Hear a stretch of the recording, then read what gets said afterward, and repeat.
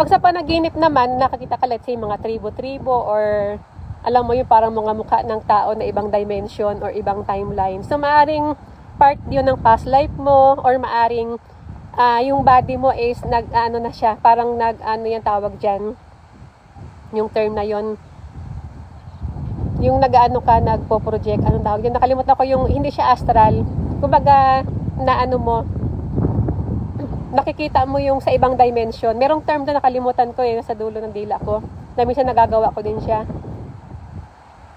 Ano ba yun? Isip.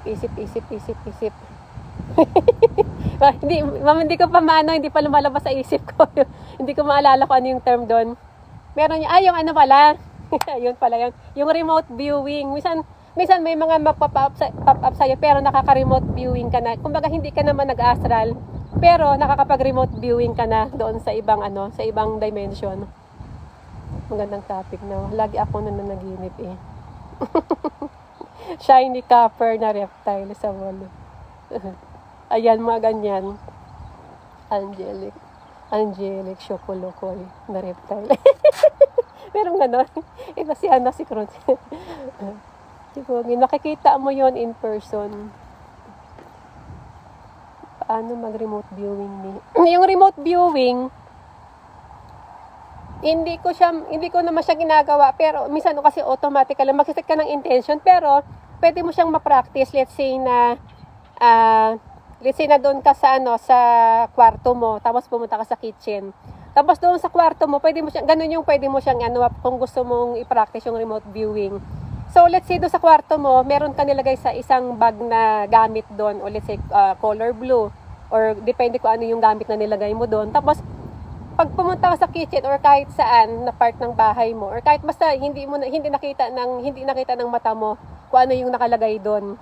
Tapos ngayon, pag once na pinikit mo yung mata mo, parang mabivisualize mo siya na, alam mo yung parang giging transparent, nakikita mo yung kung ano yung loob nun. So yun, pwede siyang maging practice mo para ma-practice mo yung yung remote viewing mo. So ibig sabihin, kahit na hindi nakikita ng physical eyes mo, pero yung third eye mo gumagana siya para makapag-remote view ka. So pwede mong gawin yun. Yun yung tinatawag lang remote viewing. Na kahit hindi ka na mag-astral, let's say gusto mong makita kung ano yung loob ng bahay na yon, yung halimbawa doon yung gusto ko makita yung loob ng bahay na yon. So yung remote viewing parang kahit na cover siya ng wall, pero makikita ko siya yung loob, kung ano yung design ng bahay. So yun isa sa mga remote viewing. Konbanwa, konbanwa, anong spiritual gift mo na discover mo na? Spiritual gift ko marami na, kaya lang hindi ako sa mga